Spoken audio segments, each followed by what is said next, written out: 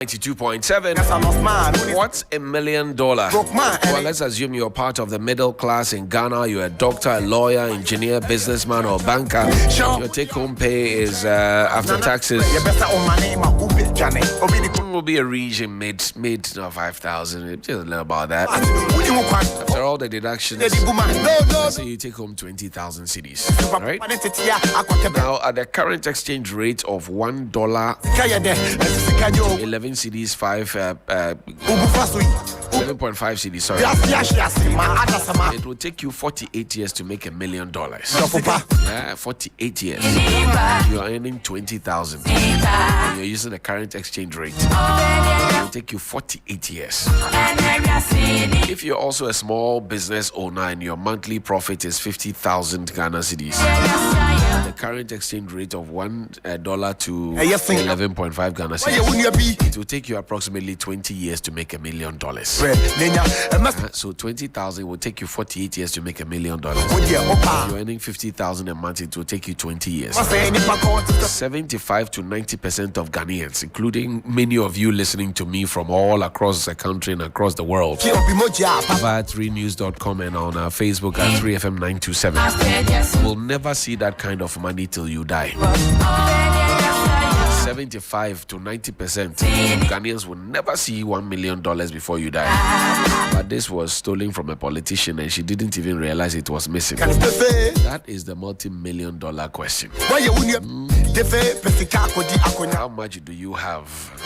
I'm sure if you're a national service personnel, you may be wondering, for the bank, how am I getting my 1 million Ghana cedis?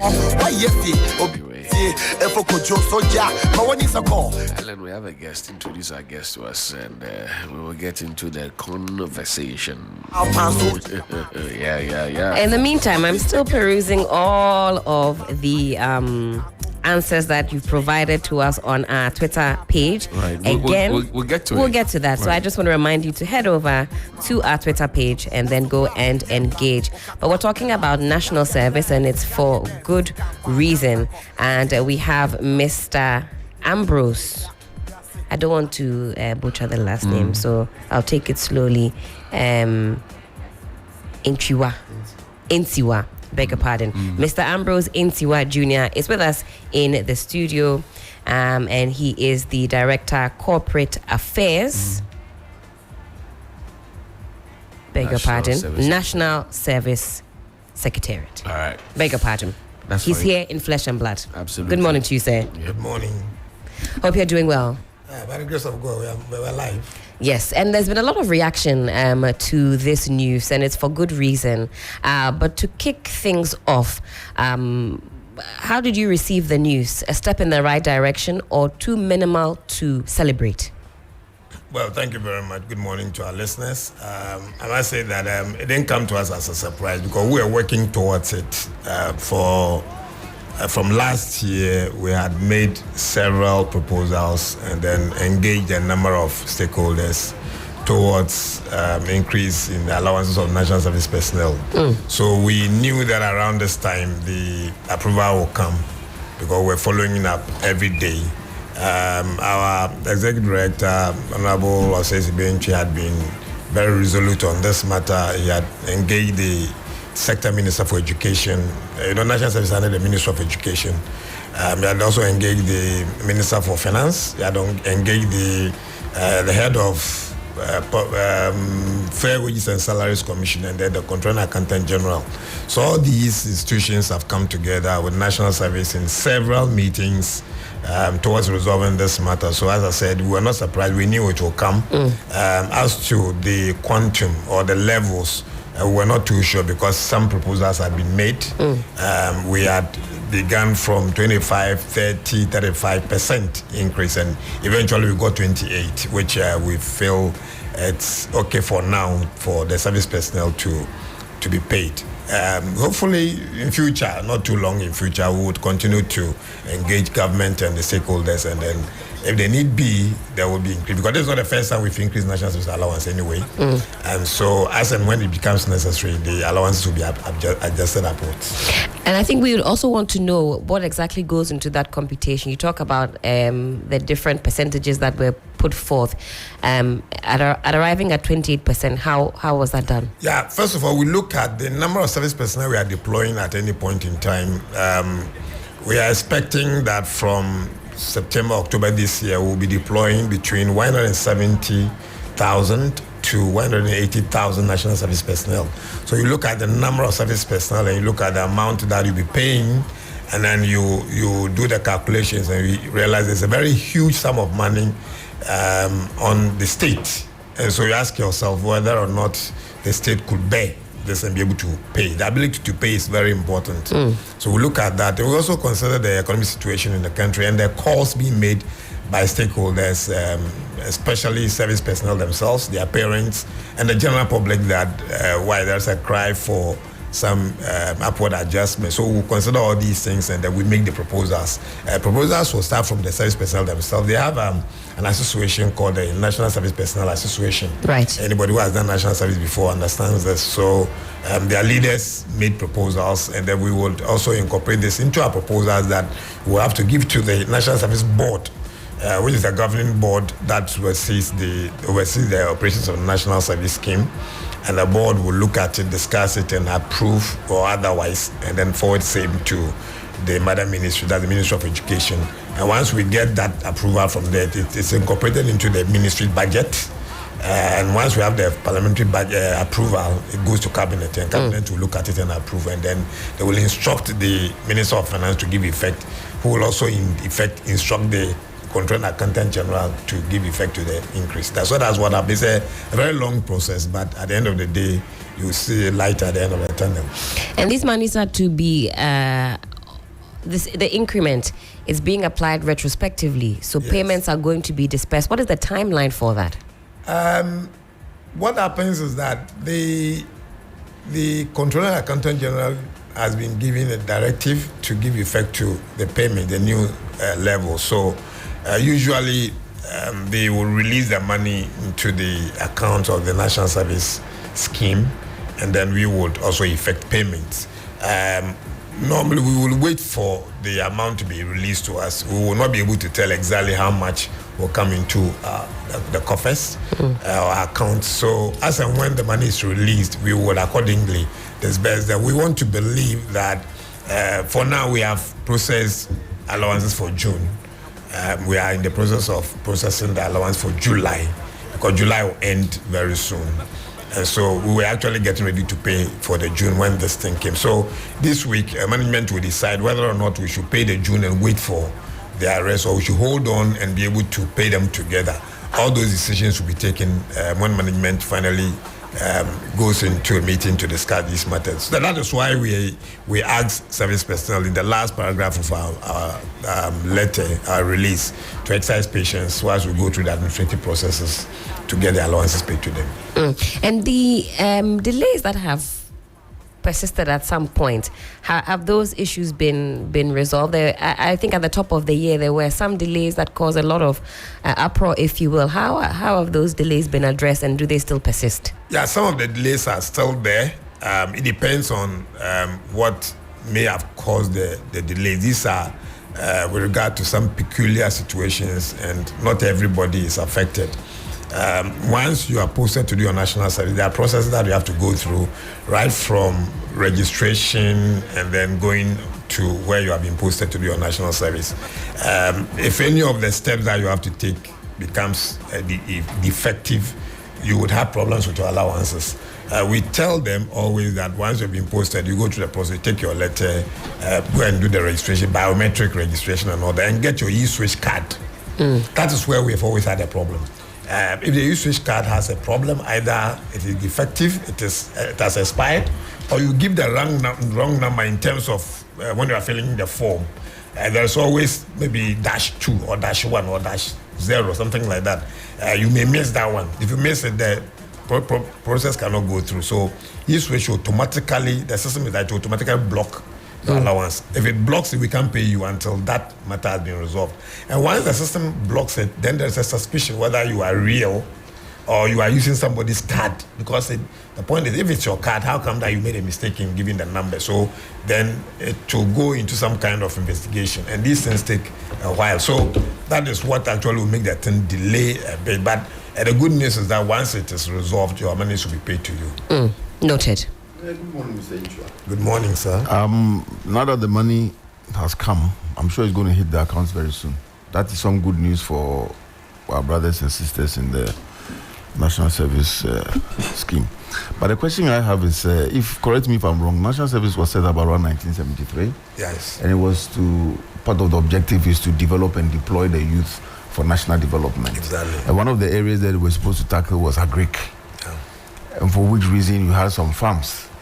Now, we know food inflation in Ghana today and how it is skyrocketing. Inflation, across the board is about 40%. And food inflation is a key driver of those numbers. How have we been able to deploy the youth to push agric for, food security, if you like? That's a very good question. For us, yes. It's a very good question. I wish we could always discuss this matter because it has been one of our key areas that we deploy national service personnel to. But there's a reality. So let me throw a question. Hypothetically, if you were to do national service and we posted you to our farm at Kuma, where will you go? I went to Achimota School. I was posted to dumping people. So I went. So you may be one out of. No, I agree with you. Yeah, That's hypothetically. Yes. Because we can post people, or we do post people to some of these areas, and people will come back begging for change of posting. And why should they beg? And why should you agree? That's a very big question, $1 million question. That why should people beg? And why should you agree to? No, sometimes to change the it's postings? not a matter of agreeing to change the postings. We do change postings based on certain realities. There's nothing we can do about it. We know the power play that comes into. No, I'm coming. I'm answering the question one after the other. If, for instance, my beautiful lady here is posted to do national service, at the time of posting, maybe before she completed, she wasn't married. By the time you posted her, she got married, and then she comes that, oh, I'm married, I cannot leave my husband and travel. It is part of our conditions to agree to that, and we'll change the posting for her. These are general, normal postings changes that we would do. If the person has some serious health condition, which is subjected to a medical test, and it is proven that yes, the person has it and cannot for that reason travel very far, we will change the posting for him or her. If the person has a disability, for instance, we'll change the posting. If the person is pregnant, if a woman is pregnant, heavily pregnant, you can see physically that the person is pregnant, and also has a medical report to show that yes, she is pregnant, she cannot travel across the country for national service for that distance, we'll change the post. These are general ones that then, let's say the universities are giving their priorities to select people they want for teaching assistant. So if, for instance, you have been posted somewhere and the university said no, they selected you for teaching assistant, but maybe for one reason or the other the post has gone somewhere, we'll change and bring it back to the university. So these are some of the things that we look at in doing the change of postings. Yes, of course, we get some interferences, which is normal. I thought you would start with that. No, but I'm giving you what we have agreed to do. Exactly, but what is not agreed is what I'm telling you. That's the other one, which will come as some form of interferences. It comes from all sectors of the country, from politicians, from pastors, priests, from parents, from people in high places, from opinion leaders, influential people. They come. So those ones sometimes, with the greatest of respect, becomes very difficult to say no. Sometimes it's very, very difficult. Why? You get the one that you understand. No, but tell us, because that's what I'm saying, that it's very difficult to say no sometimes. I'm being very realistic here, and that is why sometimes our leaders, like the executive director, for instance, would say that, look, no matter what, if you come to me with a change of posting, we'll look at it. It doesn't fall within the category that we would have to change the posting, we will not do it. So sometimes we refuse them. All right, gentlemen, let's also add another voice to this conversation. I've got Gideon Osei on the line. He's the president of the National Service Personnel Association, NSP. Gideon, good morning to you. Good morning, madam. Thank you so much for joining us on the program. A 28% increment in the monies to be disbursed to national service personnel. Good news? Yeah, it's very good news. But before I start, I would like to first of all extend my greetings to all national service personnel across the country, and would like to use this opportunity to assure them there are a lot of good news coming. There are a lot of good news are coming, and I would like to also commend the government, the management of NSS headed by Honorable SBHG, the board, for hearing our cry and fulfilling the petition and the promise they promised us. Gideon, you said there's a lot of good news coming. Anything beyond the 28%, what can you share with us? Okay, so with regards to what I said, there's a lot of good news coming. From the association to the personnel, we are fighting, or we are lobbying for business startup support fund for the various NSPs who are having their own businesses or their own entrepreneurial skills. And aside that, too, there's a policy we are initiating, that's the employment hunt, to give employment offers to NSPs after NSS, because the mission of the association now, the mission of the scheme now is deployment for employment. So we, the association too, we are fighting for employment opportunities for our NSPs, that after NSS, they would be at home, but they are going to be employed, because the scheme has started with a lot of initiatives, that's the accounting aid, the housing aid, the NSS fund. So we, the association too, we are also supporting the scheme to make sure we all contribute to national development. So, Gideon, I take it that you still find national service to be relevant. I've just been monitoring what social media has to say, and there are some ideas floating around that national service should be swapped or scrapped. Some people are even calling it national suffering. What do you make of that? Okay, thank you. So, as in my just ended submission, I made mention of something. At first, the national service was just deployment. We just mobilized. Hello, Gideon. Yeah, please. Yes. I'm on the roadside, so yeah, please. Can you hear me now? We can hear you. Please carry on. Okay. So at first, national service was mobilization for deployment, where we mobilized tertiary students and we deployed them. That was the reason why people were saying just a suffering. Yes, but for now, national service it's not just deploying people. We are giving them skills. So this is not a suffering, but this is a workforce, or this is an avenue where personnel or our tertiary students, just graduated students, are going to learn on the job. Because we are not just doing the posting anyhow, but we are posting them to where they deserve, and also where their lives can be impacted positively. So for now, I can assure you, national service is not about a suffering, but it's a skilled training or avenue. And now, Gideon, this one also for you. There have been some complaints about issues concerning accommodation because of the postings. You might be posted far away from your home. Is that a concern that NSP has cited? Is that an issue that national service personnel have cited? What can you say about that? Issues concerning accommodation, especially. Oh, okay. So thank you for this question. So I would be glad if I can send you my manifesto or my policy document. This issue is an issue concerning everyone, NSP. So to cite an example, assuming someone is coming from Poligatanga, and that person has been posted to a town in Suhum, who that person doesn't know anyone there. The person is going to find it difficult to get accommodation. So we have started on advocacy. So we've written to the management headed by Honorable SBHG entry to the rent control and the government as well, that the next or the subsequent postings or the subsequent national service personnel will be posted, the municipal, the metropolitan assembly and the district assemblies should assist in accommodation. That's through the rent control. Even if people will be given accommodation, for them to pay on monthly basis or installment, it will be okay. So this accommodation issue is something we are also fighting for, or we are advocating for. Okay. Let me bring in Mr. Ntiwa very quickly because Gideon mentioned some extra goodies, if you will. He said there's some good news that is on the way. Some, from what I gathered, and I could be wrong, and Gideon, you can confirm, some extra disbursement for national service personnel looking to get into business. I'm sure you heard him say that. What is he referring to? Is that something that is on the table?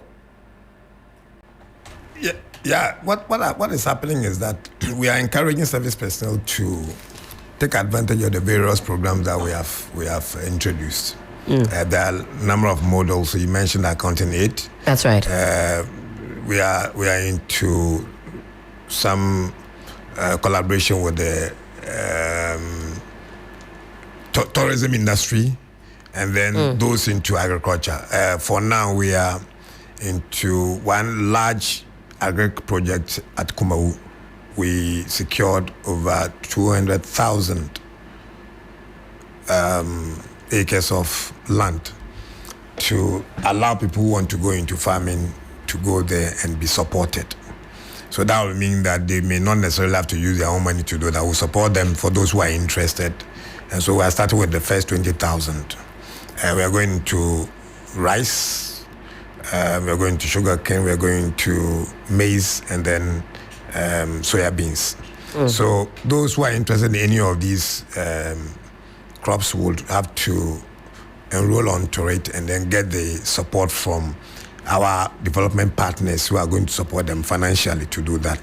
And that will be a good news for them. So just after national service, if you want to go into that area, there is the opportunity for you to do that whilst you are supported to do so. And then be on your feet. This one, nobody is going to ask you to pay any money to him or her. It will be yours and you own it and make your own money. It's one area that we want to encourage more national service personnel to go into. Of course, we will understand that those who go into the private sector are better off somehow if you make the comparative analysis than those who may be in the public sector, because there you control your own funds, you control your own money and all that. So that's what we are trying to do to encourage them. And as I said, we have some partners who are supporting us financially to do that. So it will be a good news for the number of service personnel who want to go. And that's why I was trying to use it to answer the question of the agric that we used to do.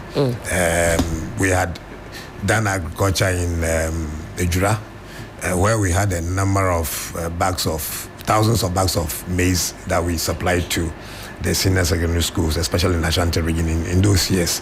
So why not, if we expand these projects and then service personnel are roped into it, it will help to also reduce the unemployment, rate that is soaring very high.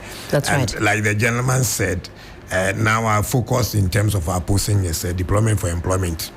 That means that we are deploying service personnel or people who are going to do the national service to areas having in mind that they will be employed at the end of the service. Because I also wanted to pose that question about rent to you. Yes. And how that features. Yes. He mentioned clearly, NSP this year has done quite well. But across the regions, what they are doing now is to get in touch with landlords to look for ready accommodation for the service personnel who will be coming. One thing that keeps the service personnel there when they are posted is accommodation. If you post somebody and he goes and there's no accommodation, the likelihood that he'll come back for change of posting. So we have made that point very clear. We've talked to the powers that be, we've talked to church leaders, opinion leaders, chiefs, assembly members, district chief executives, municipal, and all that to get those places in. These things used to be there before. I'm sure for those who did service in the early 80s and late 90s would attest to the fact that there were times that if you were posted to a village, you go there, the chief is ready to give an accommodation before you came there. So perhaps it's because of the numbers that things are changing and the advocacy may have gone down. But that's why I was taking it as a project to ensure that we continue to sensitize the leaders of the various communities to make accommodation available for them. These young people are going to areas that for the first time they have to be posted there, may not have accommodation there. So if you don't help them to secure accommodation and stay, they will definitely go back. And that is what we think that we want to applaud NSP for undertaking that project. It's across the country, all of them are doing that as a project. Sure. Let me take some final thoughts from Gideon, who is still on the line. Gideon says the President, National Service Personnel Association, NSP. Gideon, well, speaking with you this morning, it sounds as though you are quite pleased with how things are going. I'll pick your final thoughts, but also, how do you think national service can be improved at this time? Hello, Gideon. I think we might have lost Gideon on the line. Hello? Okay, he's back now. Gideon, did you hear me? Your final thoughts, and also how can national service be improved? Oh, okay, so thank you for the last question. Before I end and before I tackle the last question, I would like to use this opportunity to educate all NSP, that's the National Service Personnel, on the calendar of NSS. NSS calendar is 15th to 15th. 15th to 15th, because you hear them complaining the alawa has delayed, there is a delay in payments, but some of these issues are being caused by our own NSPs. The reason being is when evaluation forms are released or when evaluation forms are out, they don't submit the evaluation forms to their various district directors or district offices early, and NSS use this evaluation form to pay us. And NSS makes sure everyone submit the evaluation form, they compile their list, then they do the payment. So if you fail to submit it early, it will make your allowance delayed. So sometimes it's not from the scheme, but it is from our own delayers or careless. And aside that, people will be complaining, we are in July, we've not received our June allowance. Yes. Right. Sometimes, and so that's why I'm saying I want to use this opportunity to educate our people. So NSS calendar is 15th to 15th. So when you enter the next month, the 15th of that month, when it's 15th of that month, it means the previous month is over now. So now NSS is only June, of which that one too is ready. But because of the increment, the management was waiting for government to endorse so that they add the new percentage to the June allowance. There's all, as you rightly asked, how can we improve upon NSS? So as my boss rightly said, the mission of the association is the deployment for employment.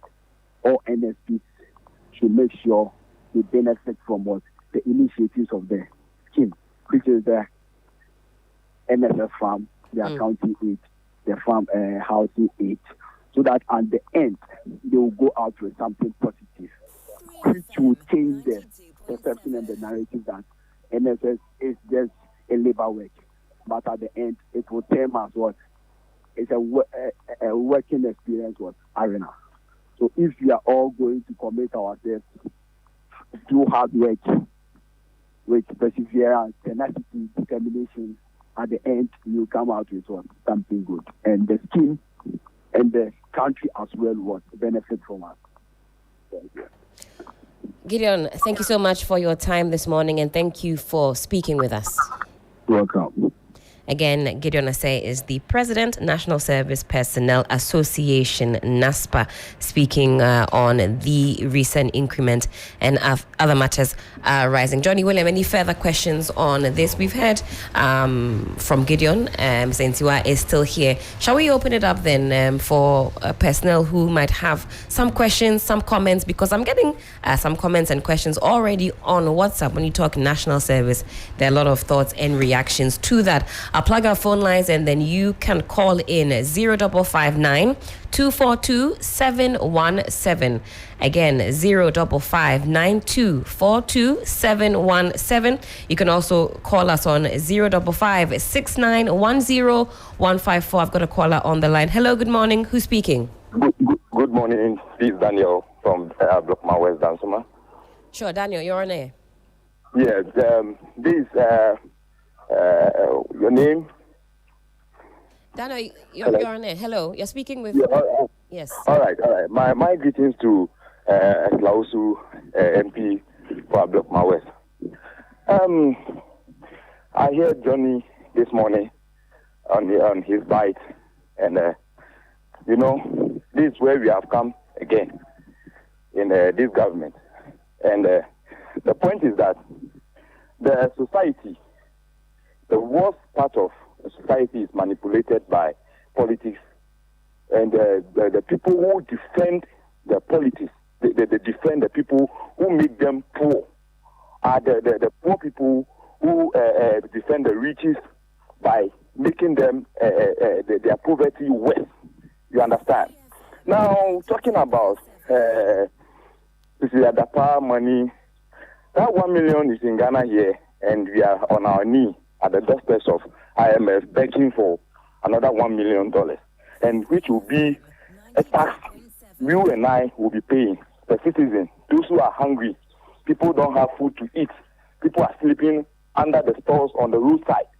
And that money is here. We were promised Accra will be a cleaner city somewhere in 2018 or so. Nothing happened. That money is under the bed of the minister. And we heard about 17 million Ghana cedis. Western Regional Minister is lost, and one is lost in fire by Abu Jinapo house. What is happening? What at all is happening to us in this country? Get a round up for me, please. We have to be careful. We have to be careful. The youth this time must rise up. The youth, he says, must rise up. Daniel, thank you for that call. I've got another caller on the line. Hello, good morning. Who's speaking, please? Yeah, good morning, Helen. Morning. Yeah, good morning to you and then your other brothers in the studio. Helen, I am particularly concerned about the 1 million and then 300 euros being stolen from the Minister of Sanitation. 300,000 euros. Yes, of course. Yeah. You see, Helen, I am more disturbed than any other body. In this country where we had this kind of economic mess, somebody like her putting money in her bedroom. And the point is that what is intriguing is that for you to give the money to the bank, people will come and borrow, pay interest, and the money will circulate. And to develop this country, this kind of person put this kind of huge sums of money in her bedroom, and people are there justifying whether it is a funeral contribution, is working, whatever. What kind of lifestyle is that? And then I am even surprised that the president is saying that he is confident in her, that she will come out victorious. What kind of lifestyle is this? Are we under a constitutional rule or dictatorship system of government where the president sees everything and then it is done? No one can question again. And then under this government, I know that the prominent people that used to talk much, they are not talking again because they know the kind of leadership they are under. And when you have a weak system of government, people are taking decisions that the president doesn't even know. So now the president is his way out. So these are the reasons why these kind of things are happening, and the president cannot say anything about it. But Thank you. Thank you for that. Next caller is on the line. Hello, good morning. Who's speaking? Where are you calling us from? Good morning, my English one. Kosami, good morning to you. Hope you're well. Oh, I'm fine, and you? I'm doing great. Thank you. Thank you for doing great identification. Thank you for that. You're on air. Thank you very much. My regard to our person in the studio. You see, I think you asked very, very, very important questions about how to improve national service. I think in this nation, if you stop, especially the current administration and their tradition, if they stop politicizing every, policy that anyone will come out but not them, then it's a wrong policy. You remember Kwagwanu taking national service personnel into a Greek. They came to my town, Ejura. They have a large asset of Ejura farms land, go into production of maize and other things. Look at the kind of criticism. They've been saying that why should we take our children into farming? All these things. And today you are in. I cannot trust any appointee of this government. I cannot trust them. Because they took one thing and do another thing altogether. I have two different students in my house. One is an activist of this current administration, and the kind of things that he received when he was doing the service, and the other guy is far different. He is now working, and that guy is at home. is the kind of treatment we are doing to guys. Lastly, I'll end up with the price case. I think we have to go in and know where she got this money. And after the time that the money is a room was being stolen, and you don't even know that this money is being stolen. Till one of the appointees, the household, ran out of luck before to get to know that the money has been stolen. That means the money is too much. When our old age are in the sun and rain crying for taking their money because we claim this country don't have money. Meanwhile, people have the money instead of putting it into the system. For us to benefit, they are keeping it in their room. Meanwhile, they are the right people who are advising us to take our money to bank so that this country can get money to the world. I'm calling on the National Service. They should do well in treating everybody equally. We don't want partisanship at National Service Scheme. Sure. I know what is going on, as I'm telling you, because I have the two different students and the different stories that I'm hearing from them. Have a blessed morning. Have a blessed morning, Kosami. And we'll take our next caller. Hello, good morning. Who's speaking, please? Prof. Latik Helen. Good morning to you, Opian. This is Papa Bisu. Oh, Papa Bisu, I beg your pardon. Papa Bisu, good morning to you. I call you Prof. Latik. This now it's gone far and wide. I Papa tell Bisu. you, It's now a registered trademark. So I tell you, and I love it. Papa Bisu, you're my on air. greetings to you, to Johnny, Willie, and the rest of the team that makes your program so solid. Sure. Now, may Almighty God bless you all. Right. Amen. Now, I'm interested in the over $2 million that we are talking about of civil power. See, something that forced the former president, His Excellency John Mahama, to tweet. It goes to show that the NDC and MPP are not the same. Because he was shocked. Former President Mahama was shocked. Somebody dreamed, just dreaming, thinking, oh, if I get $1 million, I will resign. Your mama sacked that person. That's Victoria Hammer for you. Sack that person. I get my point. Well, though he said she has resigned, I get my point. I'm getting your point. But the way and manner our city is always unstable, the market, they are the cause of it. The MPP gurus are the cause of it. You have $1 million and over, and bondholders are suffering for their money. Suppliers of food school feeding program are also suffering for their money. Hey, what a wicked government that we have. Eh? To go out there to buy oil to cook is even a problem. Every day, tomato price going high, left, right, etc. Gas price high, petrol price high, and these people are really enjoying. These people are enjoying, and ordinary citizens are suffering. We are suffering. No, come 2024 general election, please. Let's sack them. Let's put them out of government. Let's put them quickly out of government. Thank you, Thank Papa you very Bisi. much, ma'am. Thank you. Have a blessed morning. I'll take 2 more calls and then we'll wrap it up for the Voice of the People segment. Hello, good morning. Who's speaking? Where are you calling us from? Hello, good morning, my sister. Good morning. Please, Pastor. Pastor Odewale, good morning to you. Yes, please. Thank you so much. A very quick one.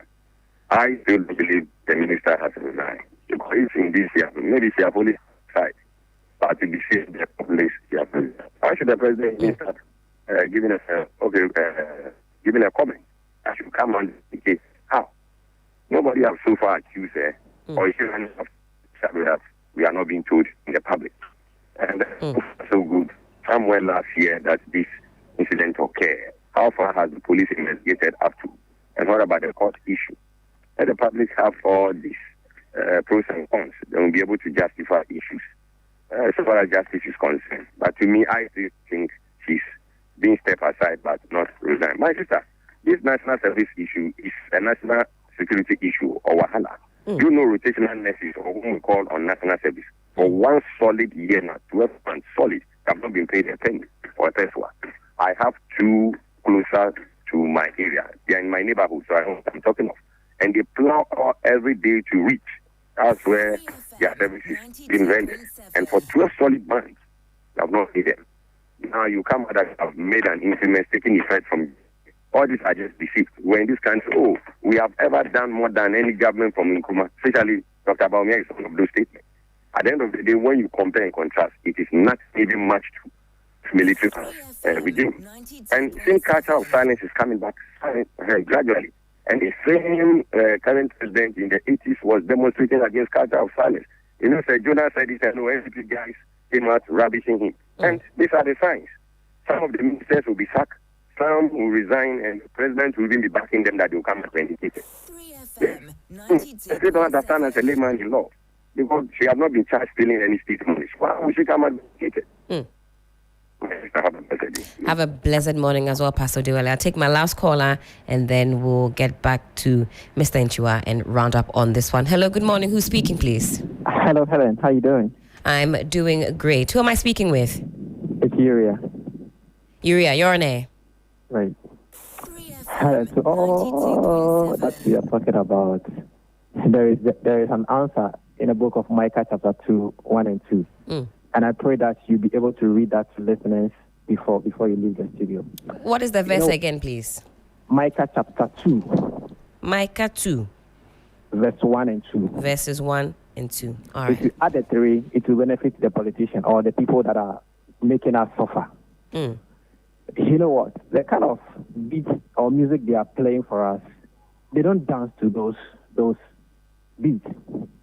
You ask why that child is not in school. Because they themselves, they don't believe in the kind of school system they have created for us. So they come to you, speak with you nicely on the stage, in the church, in the mosque. But when they go back and the cameras and the microphones are all dead, they do their own thing. Somebody is asking, the youth must rise up. When you read the memory verse I've given to you, they will understand. They have the power. So they're using the power to block every possible avenue that you voice out your displeasure. So you be in your room. Whatever they are telling us, they are not ready to do it. Please remember what the president told us. Those who are asking the comment about the comment of the president, he says whatever we say, he's not frightened by those things. And I want to die not to forget about that statement. It's a very serious statement. So for me, the least said about the president, the better, because he says nothing tickles him. So the youth, if you can form a team, 1 or 2 or 3, and do your own business, that at the end of the day, if you have a wife or you are taking care of a family, you will sit behind a table, even if it's a bowl of thinking you have to share.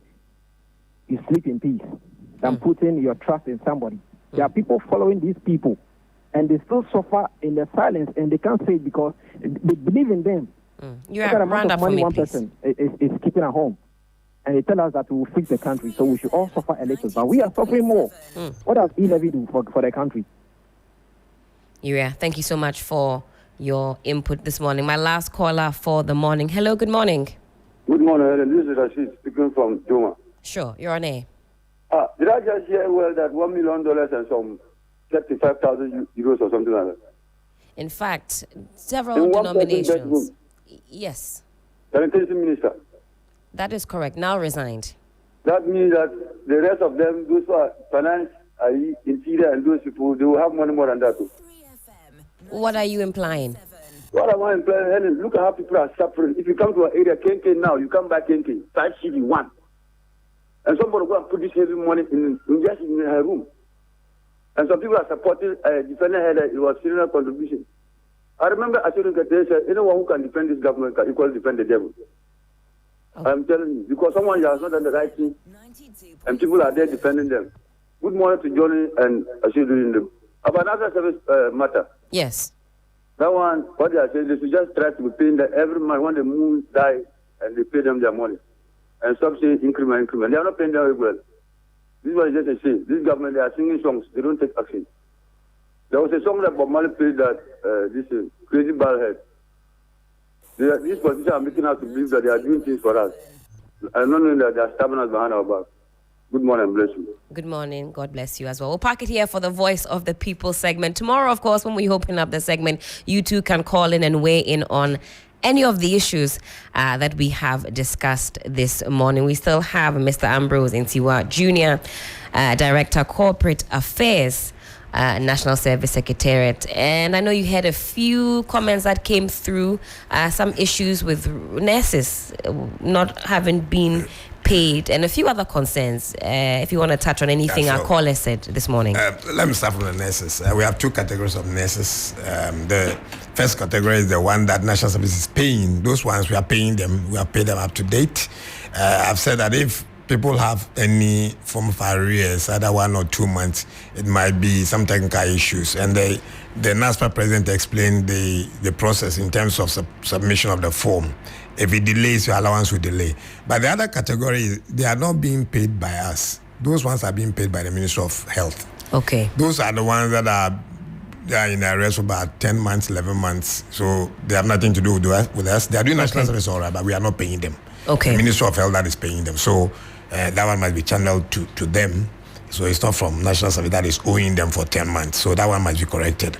The gentleman, the last one who talked about the fact that we should try and pay them immediately at the end of the month. The process is that our calendar is from 15 to 15, like the NSP president explained. So every month from the 15th of the month, we start taking their monthly duty forms, and we'll pay them in the middle of the next month. That is how it works. So if you don't understand, you think that the month has just ended and we haven't paid them. So expect the allowance in the middle of the next month. That is how the system works. It is because that is the time we will receive the forms for to indicate that the person has worked for that particular month, and it will come and we also go through the process to validate and approve the forms online before we do that. So these are some of the things that would. But the agric one that the gentleman talked about, yes, we have been in agric for some time. That is why I said even now we are into agric at Kumau, very large acreage of land, and we are into some agri-produce, and we would be sure that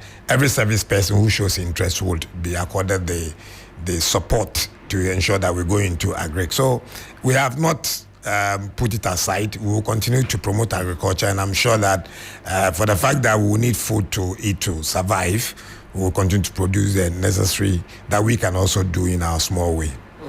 I'm saying, so before we bid you farewell, an honest assessment out of 10, what would you rate the impact of national service? I would not be able to do the correct assessment because I am from the scheme.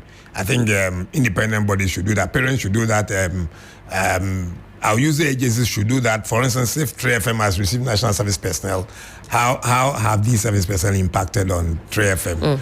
Any institution that has used the service of national service personnel should be able to tell us, because otherwise we'll be like we are setting our own questions and marking and giving. But I'm saying self-introspection or self-evaluation. That's why I'm asking. We have done that severally. What is your score this morning? It has always been a situation where people have criticized us for scoring ourselves very high. We have said that, look, but for national service personnel, a lot of institutions in the country, especially those in rural areas, will not have people to, even in the school, to teach them. Would you accept a score of 3 out of 10? That is too low. We have gone past 6. You've gone past 6? Yes. So you would rate it, if it's past 6, 7 out of 10, 8 out of 10? 7 should be average for us. 7 out of 10. Yes, should be average for us. Okay. Because we cannot say we have 10 over 10. It's not possible. We have our challenges. 8 to be sure they're a bit high. So that's why I'm saying that if we score ourselves 7 out of 10, it's okay. It's normal. It's acceptable. And certainly because it's about us, people looking at us will also say that no, we don't agree.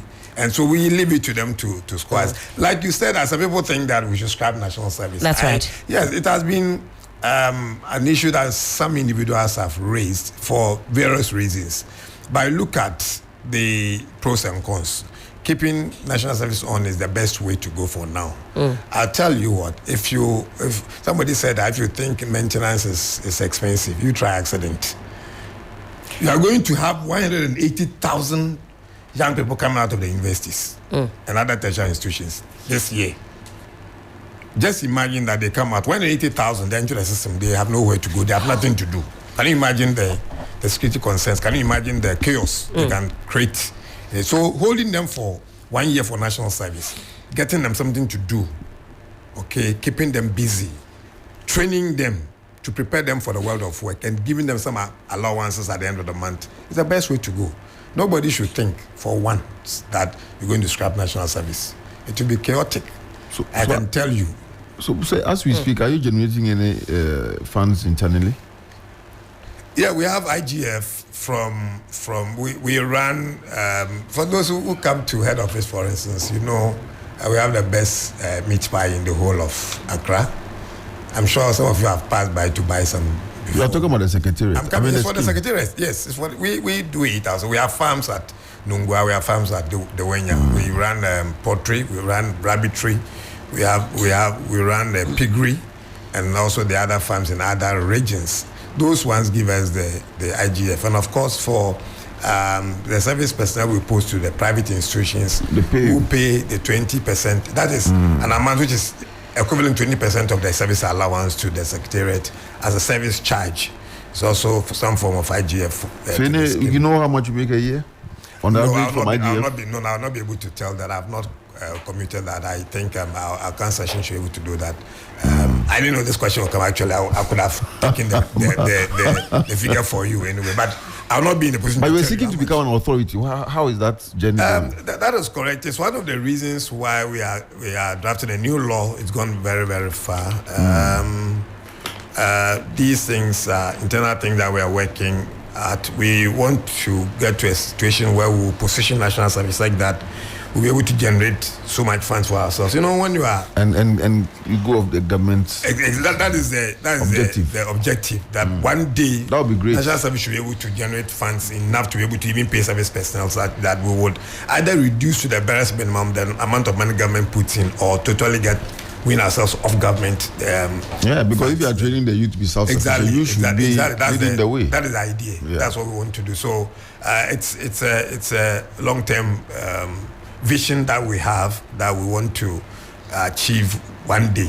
So when we're able to get there, why not? The country, one day, next year, next 2 years. If you have objective, must have timelines. Yes, of course, I agree with you. That is why we have started the process of getting the mandate to become an authority. Once we get it, once you become an authority, there are certain things that you can do. You can even go into some investment. As at now, we can't go into some investments. We can't go into partnerships. No, we can't, because we are fully funded by government. And you need to seek permission all the time from the sector minister and then the Minister of Finance to do certain things. You have your limits. So we cannot do some of it because we are being paid by somebody anyway. But once we get there, we're able to generate our own funds and have partnerships. We can even go into the international world and then seek sponsorship, seek partnership and other things and be able to run the authority appropriately. All right, Mr. Ntiwa, thank you so much for your time this morning and for speaking with us and for clarifying some